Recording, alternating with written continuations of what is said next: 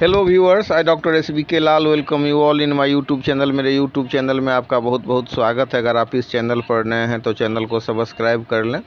आज का टॉपिक है मैग्नेटिक एलिमेंट ऑफ अर्थ। तो आइए सबसे पहले हम समझते हैं कि what is magnetic element of earth. तो मैग्नेटिक एलिमेंट का मतलब होता है कि अगर किसी जगह पृथ्वी का मैग्नेटिक फील्ड डिफाइन करना हो, मतलब एक्सप्लेन करना हो, तो उसके लिए जिन चीज़ों की आवश्यकता होती है तो उस चीज़ को हम कहते हैं मैग्नेटिक एलिमेंट ऑफ अर्थ। मतलब पृथ्वी का जो मैग्नेटिक फील्ड होता है, पृथ्वी को एक बहुत बड़ा नेचुरल और बहुत पावरफुल नेचुरल मैग्नेट के रूप में ट्रीट करते हैं, जानते हैं। इस पर मेरा अलग से वीडियो है, आप उसको देखिए। तो पृथ्वी को क्या माना गया है? बहुत पावरफुल मैग्नेट माना गया है। तो मैग्नेट है तो मैग्नेटिक फील्ड भी होगा। Earth is a powerful natural magnet. अब इसका जो फील्ड है उसको अप्रोक्सीमेट किया गया है, उसके फील्ड के डाइपोल मोमेंट को 8.0 गुने 10⁻22 AM²। अब कहाँ पर ये लोकेटेड होता है? तो लोकेटेड होता है सेंटर ऑफ द अर्थ पर। तो पृथ्वी अगर इतना बड़ा पावरफुल नेचुरल मैग्नेट है तो क्या होगा? इसका कुछ मैग्नेटिक फील्ड भी होगा। तो पृथ्वी के जो मैग्नेटिक फील्ड को डिफाइन करने के लिए या मतलब एक्सप्लेन करने के लिए जिन चीज़ों की आवश्यकता होती है या जिस फिजिकल क्वांटिटी के मदद से पृथ्वी के मैग्नेटिक फील्ड को हम डिफाइन करते हैं या एक्सप्लेन करते हैं, उसे ही हम क्या कहते हैं? Magnetic element of earth. तो मैग्नेटिक एलिमेंट ऑफ अर्थ क्या हो गया? जिसके द्वारा पृथ्वी के मैग्नेटिक फील्ड को हम एक्सप्लेन करते हैं। तो इसमें हम मुख्य रूप से 3 चीज़ के बारे में पढ़ेंगे। एक पढ़ेंगे मैग्नेटिक डिक्लाइनेशन, जिसको हम एंगल थीटा के द्वारा व्यक्त करते हैं। दूसरा पढ़ेंगे मैग्नेटिक इंक्लाइनेशन, जिसको हम डेल्टा के द्वारा व्यक्त करते हैं। और तीसरा पढ़ेंगे horizontal component of earth magnetic field.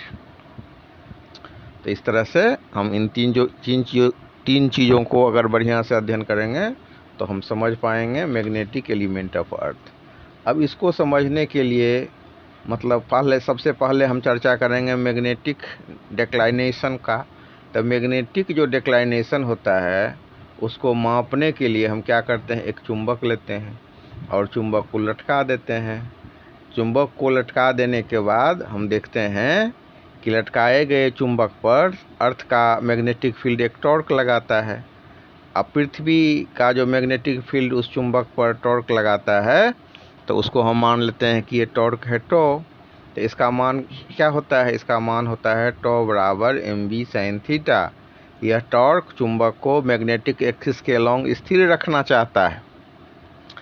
अब हम समझते हैं कि मैग्नेटिक एक्सिस क्या होता है। तो फ्रीली सस्पेंडेड मैग्नेट जो होता है, जिस एक्सिस के अलोंग स्थिर होता है, उसको हम मैग्नेटिक एक्सिस कहते हैं। यहाँ पर हमने देखा कि पृथ्वी का जो मैग्नेटिक फील्ड है लटकाए गए चुंबक पर एक टॉर्क लगाता है और टॉर्क को हम टॉ से डिनोट करते हैं और टॉ का वैल्यू होता है mv sin थीटा। तो यहाँ पर जो थीटा है वो angle between magnetic axis and geographic axis हो गया। अब हम चर्चा करते हैं जो मैग्नेटिक एक्सिस के पास होने वाले एक वर्टिकल प्लेन को अगर हम एज्यूम करते हैं तो इस वर्टिकल प्लेन को हम मैग्नेटिक मेरिडियन कहते हैं। इसके बाद समझिए ज्योग्राफिक मेरिडियन, ये सब पूछता है, एग्जाम में भी पूछता है। और अगर आप मैग्नेटिक मेरिडियन को नहीं समझेंगे, मैग्नेटिक एक्सिस को नहीं समझेंगे, मैग्नेटिक डिक्लाइनेशन को नहीं समझेंगे तो फिर आप अर्थ का जो मैग्नेटिज्म है उसको नहीं समझेंगे या मैग्नेटिज्म में आपको बहुत असुविधा हो जाएगी। तो आप इन चीज़ों को बढ़िया से समझ लीजिए कि मैग्नेटिक एक्सिस के पास होने वाला एक वर्टिकल प्लेन को अगर हम एज्यूम करते हैं तो इसी वर्टिकल प्लेन को हम मैग्नेटिक मेरिडियन कहते हैं। अब मैग्नेटिक मेरिडियन के बाद हम समझते हैं ज्योग्राफिक मेरिडियन। तो ज्योग्राफिक मेरिडियन ज्योग्राफिक एक्सिस के अलोंग एज्यूम किया जाने वाला एक प्लेन है या ज्योग्राफिक एक्सिस से पास होने वाला प्लेन है ज्योग्राफिक मेरिडियन। तो ज्योग्राफिक मेरिडियन क्या हो गया? ज्योग्राफिक एक्सिस से पास होने वाला प्लेन या ज्योग्राफिक एक्सिस के अलोंग एज्यूम किया जाने वाला प्लेन को हम ज्योग्राफिक मेरिडियन कहते हैं। अब इसके बाद हम समझते हैं कि मैग्नेटिक डिक्लाइनेशन क्या होता है। इसको हम एंगल से व्यक्त करते हैं। इस एंगल को मान लीजिए कि हम थीटा मानते हैं मैग्नेटिक डाइक्लिनेशन को। तो यह एक एंगल है जो अर्थ के मैग्नेटिक फील्ड और ज्योग्राफिक नॉर्थ साउथ डायरेक्शन के बीच बनता है। अब इसके बाद हम समझते हैं मैग्नेटिक इंक्लाइनेशन का। तो अर्थ का जो मैग्नेटिक फील्ड हॉरिजॉन्टल डायरेक्शन से जितना कोण बनाता है उसे हम कहते हैं मैग्नेटिक इंक्लाइनेशन। इसको कौन चीज़ से व्यक्त करते हैं? तो डेल्टा से व्यक्त करते हैं। तो डेल्टा क्या हो गया? Angle between earth's magnetic field and earth surface. अब हम समझते हैं कि पोल पर डेल्टा का वैल्यू होता है 90 डिग्री, इक्वेटर पर डेल्टा का वैल्यू होता है 0 डिग्री, और अन्य सभी जगहों पर इसका मान होता है 0 डिग्री से 90 डिग्री के बीच। अब अर्थ के मैग्नेटिक फील्ड को हम दो कंपोनेंट के रूप में समझ सकते हैं। मतलब अर्थ के कितने मैग्नेटिक फील्ड होते हैं? अर्थ के मैग्नेटिक फील्ड को हम कितने कंपोनेंट में विभाजित कर सकते हैं? तो अर्थ के मैग्नेटिक फील्ड को हम दो कंपोनेंट के रूप में विभाजित कर सकते हैं। या अर्थ ये समझ लीजिए कि अर्थ के मैग्नेटिक फील्ड के दो कंपोनेंट होते हैं, एक होता है हॉरिजॉन्टल और दूसरा होता है वर्टिकल। तो हॉरिजॉन्टल कंपोनेंट को अर्थ के मैग्नेटिक फील्ड का थर्ड कंपोनेंट कहते हैं, डीप सर्किल।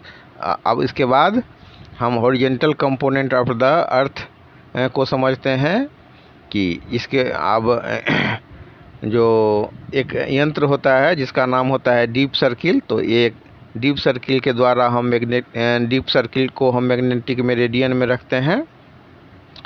और डीप सर्किल को जब हम मैग्नेटिक मेरिडियन में रखते हैं तो हम देखते हैं कि कंपास का नीडल एक खास डायरेक्शन के में अरेंज होता है। इस डायरेक्शन का हॉरिजॉन्टल डायरेक्शन से जो एंगल बनता है उसको हम मैग्नेटिक इंक्लिनेशन कहते हैं। तो यहाँ पर हमको समझना है कि ये हम देख रहे हैं ये एंगल डीप सर्किल जो हम यंत्र लेते हैं उसके मदद से हम इसको समझ सकते हैं।